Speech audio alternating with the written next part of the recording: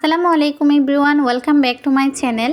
আজকে অন্যরকম একটা কোরমার রেসিপি শেয়ার করব। তবে এটা ডিমের কোরমাও না, আবার চিকেন কোরমাও না, এটা একদম ভিন্ন রকমের একটা কোরমা রেসিপি। আর সেটা হলো ফুলকপির কোরমা। ফুলকপির কোরমা যে এতটাই মজার হতে পারে আমার আগে কখনোই জানা ছিল না। আজকে ফার্স্ট ট্রাই করলাম আর ভাবছি আপনাদের সাথে শেয়ার করি। এখন তো শীতের সিজন, অ্যাভেলেবেল ফুলকপি পাওয়া যায় হাতের নাগালে। আপনারা চাইলে রেসিপিটা ট্রাই করতে পারেন। এই ফুলকপির কোরমাটা রান্না করা অনেক বেশি সহজ আর খেতে অনেক বেশি সুস্বাদু। তাহলে চলুন মূল রেসিপিতে চলে যাই। ফুলকপির কোরমার রেসিপিটা করার জন্য এখানে আমি 1 কেজি ওজনের একটা ফুলকপি নিয়ে একটু ডুমো ডুমো করে কেটে ধুয়ে পরিষ্কার করে নিয়েছি।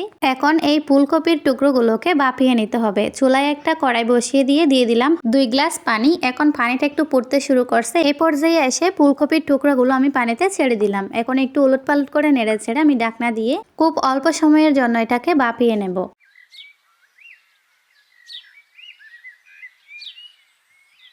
দেখুন এর মাঝে কিন্তু ফুলকপির টুকরোগুলোতে একটা ব্লক চলে আসছে আর ফুলকপিগুলো আমি যেভাবে চাচ্ছি সেরকমই কিন্তু বাপানো হয়ে গেছে। এরকমই রাখবো, আর এর থেকে বেশি নরম করলে কিন্তু কোরমা রান্নার সময় ভেঙে যাবে। বাপানো ফুলকপিগুলোকে চুলা থেকে নামিয়ে পানি জড়িয়ে নিলাম। দিয়ে দিচ্ছি 1 টেবিল চামচ শুকনো ঝালের গুঁড়া। এখন এটাকে ম্যারিনেট করে নেব। কোরমা যেহেতু একটু সাদা টাইপের হবে তাই হলুদ কিছুতে ইউজ করা যাবে না। আর চুলায় একটা প্যান বসিয়ে দিয়ে দিলাম অল্প পরিমাণে তেল। এখন তেলটা গরম হয়ে এলে আস্তে আস্তে ফুলকপির টুকরাগুলো ছেড়ে দিচ্ছি। বাপানোর ফুলকপির টুকরোগুলোকে মাঝারি টু লো হিটে একটু অল্প সময়ের জন্য ভেজে নেব। এতে করে কিন্তু দেখতে যেমন সুন্দর হবে আর খাওয়ার সময়ও উপরের স্কিনটা একটু শক্ত থাকবে আর এটা খেতে অনেক বেশি ভালো লাগবে। একে একে তেলের মধ্যে বাপানো ফুলকপির টুকরাগুলো সবগুলো দিয়ে দিলাম। এখন হালকা হাতে নাড়াচাড়া করে এগুলোকে ভেজে উঠিয়ে নেব।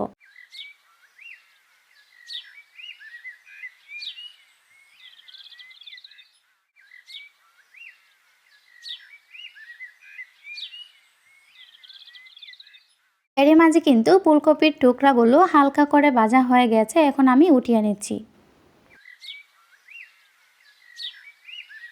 সেম কড়াইতে আমি ফুলকপির কোরমাটা রান্না করে নেব, সেজন্য দিয়ে দিলাম পরিমাণ মতো তেল। তেলটা গরম হয়ে গেছে। এ পর্যায়ে এসে আমি অ্যাড করে দিচ্ছি 3-4টার মতো হবে লবঙ্গ আর গোলমরিচ আর 4টা সবুজ এলাচ। অবশ্যই এলাচের মুখটা পাঠিয়ে দেবেন, এতে করে এলাচের সুঘ্রাণটা বেরিয়ে আসবে। দিয়ে দিলাম 2-3 টুকরা দারুচিনি, একটা তেজপাতা।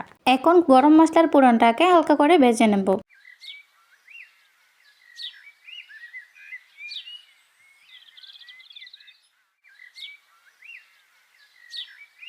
গরম মশলার পুরনটা ভাজা হয়ে গেছে। এ পর্যায়ে আমি দিয়ে দিলাম 3 টেবিল চামচ পেঁয়াজ বাটা আর দিয়ে দিচ্ছি 2 টেবিল চামচ আদা রসুন বাটা। গরম মশলার পুরনের সাথে বাটা মশলাটা একটু ভেজে নেব। এভাবে বাছতে বাছতে আমি অন্য উপকরণগুলো অ্যাড করে দেব। তবে মশলাটা কষানোর দিকে একটু লক্ষ্য রাখতে হবে যেন কাঁচা পেঁয়াজ রসুন আদার যেন গন্ধটা না থাকে। অল্প কিছুক্ষণ ভেজে নেওয়ার পর এখন আমি অ্যাড করে দিচ্ছি 1 টেবিল চামচ শুকনা মরিচের গুঁড়া আর দিচ্ছি পরিমাণ মতো লবণ। এখন সব উপকরণ আবারও মিশিয়ে নিচ্ছি। মরিচের গুঁড়া লবণটা মিশিয়ে নেওয়া হয়ে গেলে এখন আমি অ্যাড করে দিচ্ছি 1 টেবিল চামচ রোস্টের মশলা। এই পর্যায়ে আমি হাফ কাপ নর্মাল পানি দিয়ে মশলাটাকে ভালো করে কষিয়ে নেব।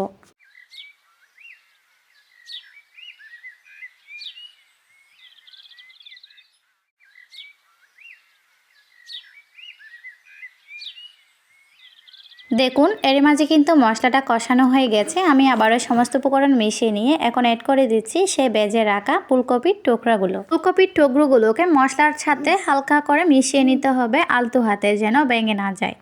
মশলার সাথে ফুলকপিগুলো কষানোর পর 1 গ্লাস গরুর দুধ আর 4-5টা খাসা জাল আর 1 মুঠো পরিমাণ পেঁয়াজ বেরেস্তা দিয়ে আমি এটাকে বসিয়ে দিলাম। গরুর দুধটা দেওয়ার সময় ভিডিওটা স্কিপ হয়ে গেছে, আপনারা কমা সুন্দর দৃষ্টিতে দেখবেন। দেখুন গরুর দুধ পেঁয়াজ বেরেস্তা কাঁচা জাল দেওয়ার পর হাই হিটে 5 মিনিট জাল করছি। ঝোলটা অনেকখানি ঘন হয়ে আসছে। আমি আর একটু ঝোলটা টানিয়ে গ্রেভি করে নিচ্ছি। গরুর দুধটা অবশ্যই দিতে হবে, এখানে পানি দিলে কিন্তু টেস্টটা প্রপারলি আসবে না। গরুর দুধটা দেবেন আর পেঁয়াজ বেরেস্তা দেবেন একটু বেশি করে। এর মাঝে কিন্তু আমার ফুলকপির কোরমা একেবারে রেডি। আপনারা চাইলে একটু যদি মিষ্টি খেতে পছন্দ করেন 1 টেবিল চামচ চিনি ইউজ করবেন। আমি চিনি ইউজ করি নাই, এটাই আমার জন্য পারফেক্ট আছে।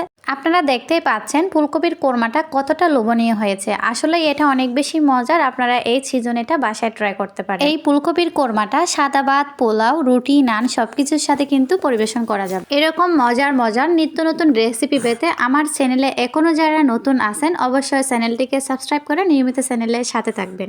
আজকের মতো এখানেই বিদায় নিচ্ছি। ভালো থাকবেন সবাই। আল্লাহ হাফেজ।